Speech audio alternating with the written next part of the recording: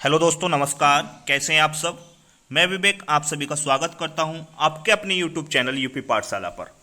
आज हम डिस्कस करने वाले हैं प्रीवियस ईयर क्वेश्चन पेपर पर सीटेट के सीडीपी, जिसमें हम बाल विकास और शिक्षा शास्त्र पर चर्चा करेंगे आज की क्लास में। और इसी तरीके से मैं आपको रेगुलर प्रीवियस ईयर के क्वेश्चन प्रैक्टिस कराऊंगा डेली। ठीक है, हर सब्जेक्ट के सीटेट के हर सब्जेक्ट के क्वेश्चन आपको यूपी पाठशाला पर प्रैक्टिस कराए जाएंगे आज से रेगुलर वे में। ठीक है, तो अगर आप चैनल पर नए हैं तो चैनल को सब्सक्राइब कर लें, और अगर वीडियो आपको पसंद आती है तो वीडियो को लाइक शेयर कर दें दोस्तों के साथ। ठीक है, तो आज हम जो फरवरी 2016 में आपका पेपर हुआ था सीटेट का पेपर 1, उसमें जो आपके सीडीपी से क्वेश्चन पूछे गए थे उस पर डिस्कस करने वाले हैं डिटेल में। ठीक है, तो चलिए शुरू करते हैं बिना टाइम वेस्ट किए। चलिए चलते हैं नेक्स्ट। आज की क्लास का पहला क्वेश्चन है आपका, आपने चिंतन में अवधारणात्मक परिवर्तन लाने हेतु शिक्षार्थियों को सक्षम बनाने के लिए शिक्षक को क्या करना चाहिए, हमें यह बताना है। पहली वीडियो में मैंने आपको बताया था कि आपको बच्चे के विपरीत नहीं जाना है, बच्चे के अपोजिट नहीं जाना, चाहे बच्चा कितना भी गलत है, बच्चे के फेवर में रहना हमेशा हमें पेपर को सोल्व करते हुए। ठीक है, तो चलिए इसके ऑप्शन पर ध्यान दीजिए और सही आंसर लगाने की कोशिश कीजिए। अपने चिंतन में अवधारणात्मक परिवर्तन लाने हेतु शिक्षार्थियों को सक्षम बनाने के लिए शिक्षक को क्या करना चाहिए। 4 ऑप्शन आपकी स्क्रीन पर है, सही ऑप्शन लगाने की कोशिश कीजिए, उसके बाद मैं आपको सही आंसर बताता हूं। चलिए, आपने लगा दिया होगा। देखो, इसका जो सही आंसर है वो है ऑप्शन नंबर 4। स्पष्ट और आश्वस्त करने वाली व्याख्या देनी चाहिए तथा शिक्षार्थियों के साथ चर्चा करनी चाहिए।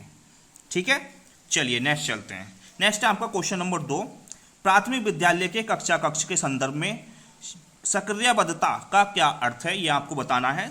4 ऑप्शन आपकी स्क्रीन पर है, जल्दी से आंसर लगाइए। तो इसका जो आंसर होगा, आपने लगा दिया होगा शायद, इसका जो आंसर होगा, इसका आंसर होगा सही बिल्कुल ऑप्शन नंबर 3, जांच पड़ताल, प्रश्न पूछना और वाद विवाद करना। ठीक है, आई थिंक आपको दोनों क्वेश्चन क्लियर होंगे। चलिए नेक्स्ट चलते हैं। नेक्स्ट है आज की क्लास का क्वेश्चन नंबर 3। क्वेश्चन नंबर 3 है आपकी स्क्रीन पर, बच्चे तब सर्वाधिक सृजनशील होते हैं जब वे किसी गतिविधि में भाग लेते हैं। 4 ऑप्शन आपकी स्क्रीन पर हैं, जल्दी से आंसर लगाइए इसका। चलो, इसका आंसर जो होगा सही आंसर वो बिल्कुल कौन सा होगा, ऑप्शन नंबर 3, अपनी रुचि से। ठीक है, कब सर्वाधिक सृजनशील होते हैं, जब वे रुचि लेते हैं किसी चीज में, जब उनकी रुचि होती है, इंटरेस्ट होता है। ठीक है, चलिए क्वेश्चन नंबर 4 है, 4 को पढ़ लीजिए और इसके ऑप्शन भी आपके सामने हैं, लगाने की कोशिश कीजिए सही आंसर। भारत में अधिकांश कक्षाएं बहुभाषी होती हैं, इसे शिक्षक द्वारा के रूप में देखा जाना चाहिए। परेशानी, समस्या, संसाधन, बाधा, बताइए। क्वेश्चन नंबर 4, देखो ये तो आप लगा देंगे आराम से। ठीक है, क्वेश्चन नंबर 4 का जो सही आंसर होगा वो क्या है, ना ही परेशानी होती है, ना ही समस्या होती है, ना ही बाधा, इसे संसाधन के रूप में हमें देखना चाहिए। तो ऑप्शन नंबर 3 बिल्कुल सही हो जाएगा क्वेश्चन नंबर 4 का। चलिए क्वेश्चन नंबर 5 बताइए, शिक्षार्थियों द्वारा की गई गलतियां और त्रुटियां। 4 ऑप्शन आपकी स्क्रीन पर हैं, पढ़ लीजिए इनको और आंसर लगाने की कोशिश कीजिए। शिक्षार्थियों द्वारा की गई गलतियां और त्रुटियां, बताइए क्वेश्चन नंबर 5 का आंसर। क्वेश्चन नंबर 5 का आंसर होगा बिल्कुल सही 3, उनके चिंतन को समझने के अवसर के रूप में देखी जानी चाहिए। ठीक है, चलिए नेक्स्ट चलते हैं। नेक्स्ट देखते हैं क्वेश्चन नंबर 6। क्वेश्चन नंबर 6 है, के विचार से बच्चे सक्रिय ज्ञान निर्माता तथा नन्हे वैज्ञानिक हैं जो संसार के बारे में अपने सिद्धांतों की रचना करते हैं। बताइए, 4 ऑप्शन आपके सामने हैं, किसके द्वारा है, किसने कही है ये बात। क्वेश्चन नंबर 6, क्वेश्चन नंबर 6 का सही आंसर है बिल्कुल जीन पियाजे। जीन पियाजे ने ये बात कही है। जीन पियाजे के विचार से बच्चे सक्रिय ज्ञान निर्माता तथा नन्हे वैज्ञानिक हैं जो संसार के बारे में अपने सिद्धांतों की रचना करते हैं। ठीक है, चलिए आपको क्लियर होगा। नेक्स्ट चलते हैं क्वेश्चन नंबर 7, बाल केंद्रित शिक्षा शास्त्र का अर्थ है, बताइए क्या अर्थ है। 4 ऑप्शन आपकी स्क्रीन पर हैं, आंसर लगाइए। क्वेश्चन नंबर 7 का सही जो आंसर है वो है आपका ऑप्शन नंबर 3, बच्चों की अभिव्यक्ति और उनकी सक्रिय भागीदारी को महत्व देना। ठीक है, चलिए नेक्स्ट देखिए, क्वेश्चन नंबर 8 आपकी स्क्रीन पर है, इसका आंसर लगाने की कोशिश कीजिए। जटिल परिस्थिति को संसाधित करने में शिक्षक बच्चों की सहायता कर सकता है। बताइए क्वेश्चन नंबर 8 का क्या आंसर होगा। देखो इसका जो आंसर है बिल्कुल सही, वो है आपका, आपने लगा दिया होगा, आपका ऑप्शन नंबर 4। कार्य को छोटे हिस्सों में बांटने के बाद निर्देश लिखकर आपको क्या करना चाहिए, बच्चों की सहायता कर सकता है। ठीक है, चलिए नेक्स्ट चलते हैं क्वेश्चन नंबर 9 पर। क्वेश्चन नंबर 9 है, शिक्षार्थियों से यह अपेक्षा करना कि वे ज्ञान को उसी रूप में पुनः प्रस्तुत कर देंगे जिस रूप में उन्होंने उसे ग्रहण किया है। 4 ऑप्शन आपकी स्क्रीन पर है, आंसर लगाइए इसका। देखो इसका जो सही आंसर होगा 9 का बिल्कुल 3rd, समस्यात्मक है क्योंकि व्यक्ति अनुभवों की व्याख्या करते हैं और ज्ञान को ज्यों का त्यों पुनः उत्पादित नहीं करते। ठीक है, आई थिंक आपको क्लियर होगा यहां तक। आपको कोई भी परेशानी हो आप कमेंट सेक्शन में कमेंट करके मुझसे पूछ सकते हैं। चलिए नेक्स्ट देखते हैं क्वेश्चन नंबर 10। क्वेश्चन नंबर 10 है आपकी स्क्रीन पर। क्वेश्चन नंबर 10 है, जब शिक्षार्थियों को समूह में किसी समस्या पर चर्चा का अवसर दिया जाता है तब उनके सीखने का वक्र, बताइए 4 ऑप्शन है आपका, बेहतर होता है, स्थिर रहता, अवनत होता है, समान रहता। बताइए कौन सा ऑप्शन सही होगा। देखो इसका जो सही है ऑप्शन है बिल्कुल वो है ऑप्शन नंबर 1, बेहतर होता है। ठीक है, चलिए नेक्स्ट चलते हैं क्वेश्चन नंबर 11। विकास की गति एक व्यक्ति से दूसरे में भिन्न होती है किंतु यह एक नमूने का अनुगमन करती है। एड़ी से चोटी, अव्यवस्थित, अप्रत्याशित, क्रमबद्ध और व्यवस्थित। बताइए कौन सा ऑप्शन सही होगा 11 का। 11 का सही है बिल्कुल ऑप्शन नंबर 4, क्रमबद्ध और व्यवस्थित। ठीक है, चलिए 12 का आंसर बताइए। विकास के लिए निम्नलिखित में से कौन सा एक उचित है। विकास जन्म के साथ प्रारंभ होता और समाप्त होता है। सामाजिक सांस्कृतिक संदर्भ विकास में एक महत्वपूर्ण भूमिका निर्वाह करता है। विकास एकल आयामी है।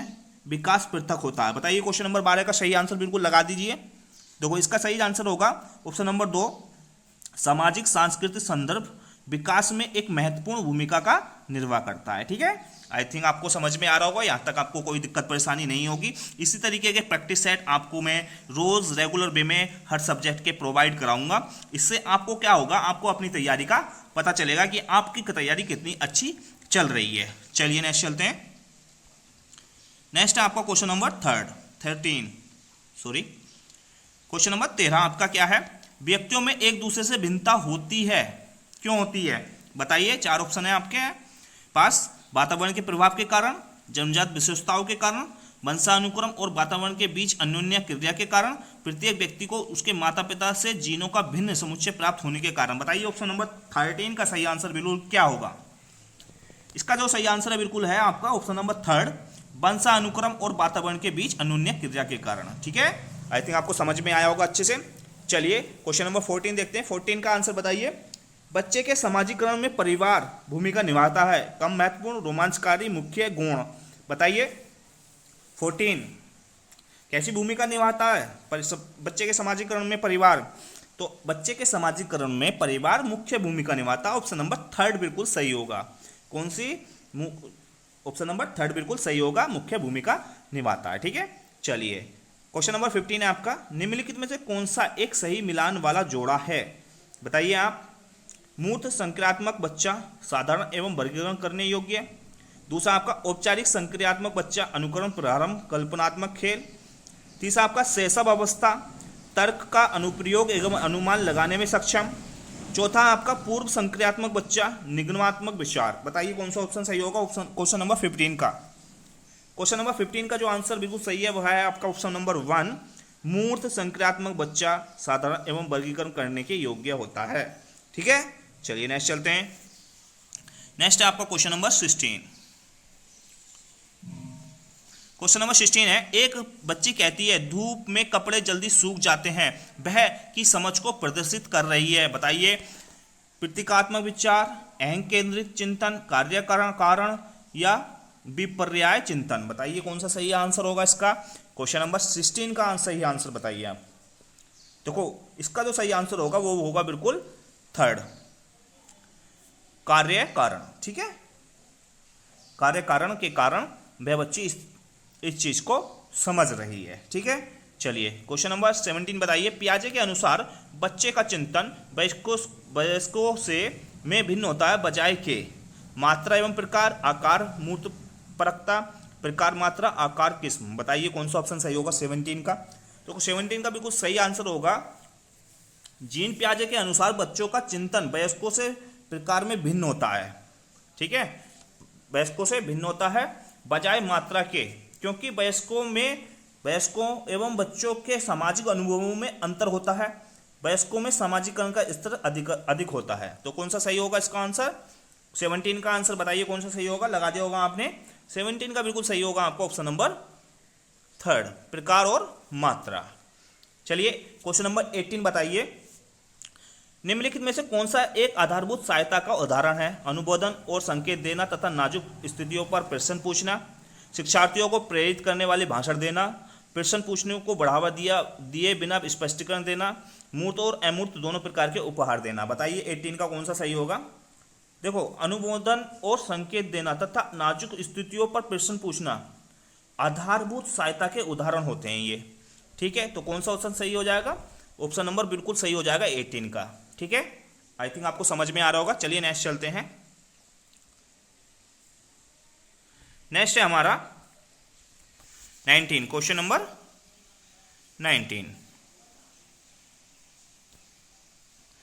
19 है आपका।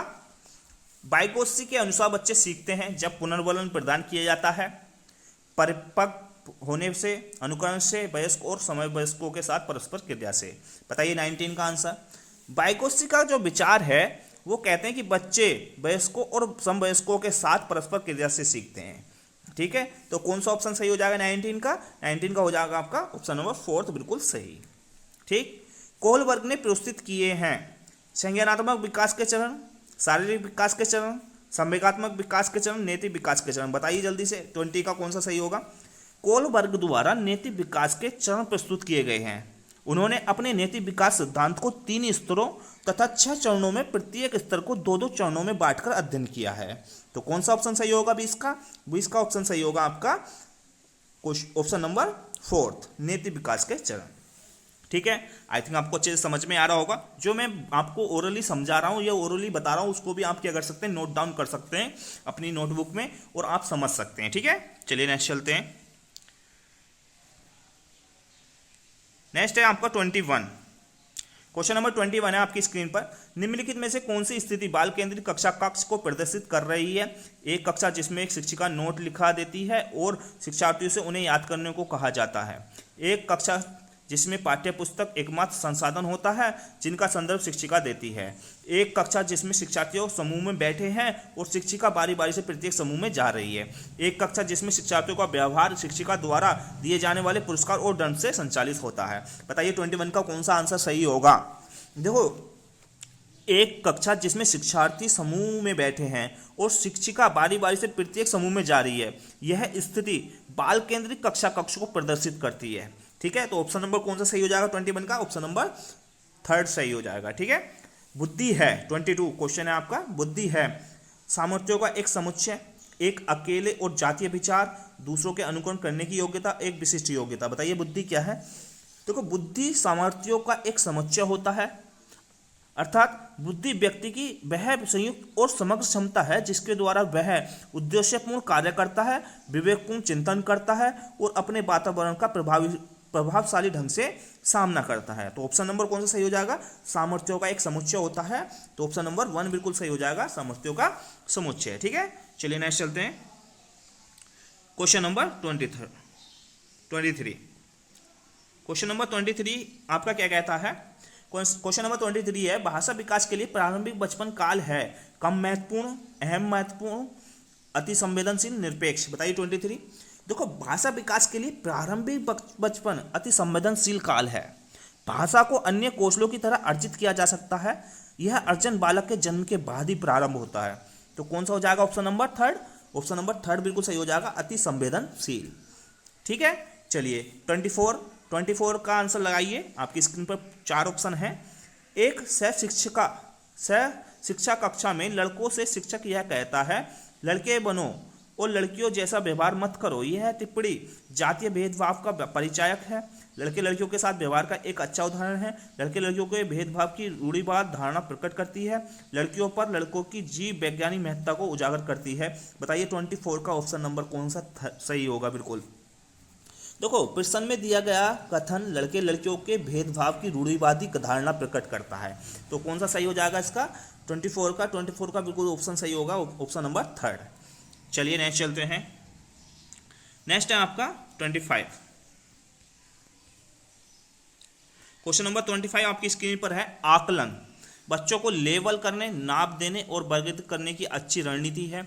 बच्चों में प्रतियोगात्मक भावना को सक्रिय रूप में बढ़ावा देना है। सीखने को सुनिश्चित करने के लिए तनाव और दबाव को उत्पन्न करना है। सीखने में सुधार का एक तरीका है। बताइए कौन सा ऑप्शन सही होगा 25 का। देखो, राष्ट्रीय पाठ्यचर्या की रूपरेखा एनसीईआरटी 2005 के अनुसार आकलन का प्रयोजन निश्चित ही सीखने सिखाने की प्रतिक्रियाओं एवं सामग्री में सुधार लाता है। अतः आकलन सीखने में सुधार का एक तरीका है। ठीक है, तो कौन सा ऑप्शन सही हो जाएगा, ऑप्शन नंबर 4 बिल्कुल सही हो जाएगा, 25 का है। ठीक है, चलिए नेक्स्ट है आपका 26 है। निम्नलिखित में से कौन सा कथन समावेशन का सबसे अच्छा वर्णन करता है। यह एक विश्वास है कि बच्चों को अपनी योग्यताओं के अनुसार अलग किया जाना चाहिए। दूसरा, यह एक विश्वास है कि कुछ बच्चे कभी सीख ही नहीं पा सकते। तीसरा, यह एक दर्शन है सभी बच्चों को नियमित विद्यालय प्रणाली में समान शिक्षा प्राप्त करने का अधिकार है। यह एक दर्शन है कि विशेष बच्चे इस वर्ष के विशेष उपहार हैं। बताइए 26 का कौन सा आंसर सही होगा। देखो, समावेशन एक दर्शन है। समावेशन क्या है, एक दर्शन है। सभी बच्चों को नियमित विद्यालय प्रणाली में समान शिक्षा प्राप्त करने का अधिकार है। ठीक है, तो कौन सा ऑप्शन सही होगा, ऑप्शन नंबर थर्ड बिल्कुल सही हो जाएगा 26 का। चलिए नेक्स्ट चलते हैं। नेक्स्ट है हमारा 27। कौन सा 27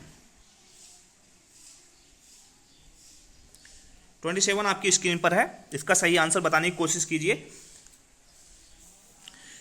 क्या है क्वेश्चन। वंचित वर्ग की पृष्ठभूमि के बच्चों को शिक्षा प्रदान करने के लिए शिक्षक को चाहिए कि उन्हें बहुत सा लिखित कार्य दें, उन्हें विषय में अधिक जानकारी जुटाने का प्रयास करें और उन्हें कक्षा में होने वाली चर्चा में शामिल करें।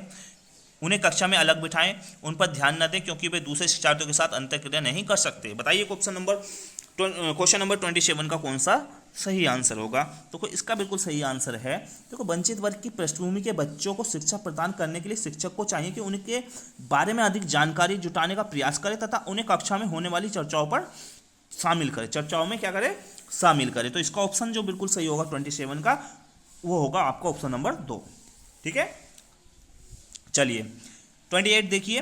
निम्नलिखित में कौन सा व्यवहार बच्चे की अधिगम निर्योग्यता की पहचान करता है। मनोभाव का जल्दी जल्दी बदलना, मूड स्विंगिंग, अपमानजनक व्यवहार, बी को डी, वाच को सा, किसको वारा लिखना, कम अवधान विस्तार और उच्च शारीरिक गतिविधि। बताइए 28। देखो, किसी भी बच्चे के मनोभाव का जल्दी जल्दी बदलना व्यवहार से उसकी अधिगम निर्योग्यता की पहचान की जा सकती है। अधिगम निर्योग्यता की पहचान के अन्य विकल्प सही नहीं है। तो ऑप्शन नंबर कौन सा सही होगा, ऑप्शन नंबर पहला, मनोभाव का जल्दी जल्दी बदलना। ठीक है, चलिए क्वेश्चन नंबर 29 देखते हैं। क्वेश्चन नंबर 29 आपकी स्क्रीन पर है। क्वेश्चन नंबर 29 है। एक बच्चा जो आंशिक रूप से देख सकता है बिना किसी विशेष प्रावधान के उसे नियमित विद्यालय में डालना चाहिए। उसे शिक्षा नहीं देनी चाहिए क्योंकि वह किसी भी काम नहीं आएगी। उसे अलग संस्थान में डालने की आवश्यकता है। विशेष प्रावधान करते हुए उस नियमित विद्यालय में रखना चाहिए। बताइए इसका 29 का आंसर कौन सा सही होगा। देखो, एक दिव्यांग बच्चा जो आंशिक रूप से देख सकता है, विद्यालय प्रबंधन को उसके लिए विशेष प्रावधान करने चाहिए तथा यह सुनिश्चित करना चाहिए कि वह नियमित रूप से विद्यालय आए। तो ऑप्शन नंबर कौन सा सही होगा, विशेष प्रावधान करते हुए नियमित विद्यालय में रखना चाहिए। ऑप्शन नंबर 4 बिल्कुल सही हो जाएगा। ठीक है, चलिए लास्ट क्वेश्चन आज की क्लास का, सीखना। बताइए सीखना क्या है। सीखने वाले के संवेगों से प्रभावित नहीं होता, संवेगों से क्षीण संबंध रखता है, सीखने वाले के संवेगों से स्वतंत्र है, सीखने वाले के संवेगों से प्रभावित होता है। बताइए 30 क्वेश्चन का 30 क्वेश्चन नंबर 30 नंबर क्वेश्चन का आंसर बिल्कुल कौन सा सही होगा।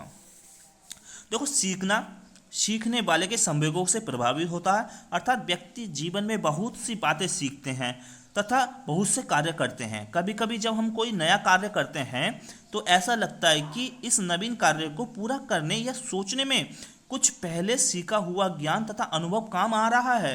आपको लगता है, नहीं लगता ऐसा? ठीक है, तो इसका ऑप्शन जो बिल्कुल सही होगा वो होगा आपका ऑप्शन नंबर 4। 30 का कौन सा सही होगा? Option number 4। ठीक है, चलिए, आज की क्लास आपको पसंद आई होगी।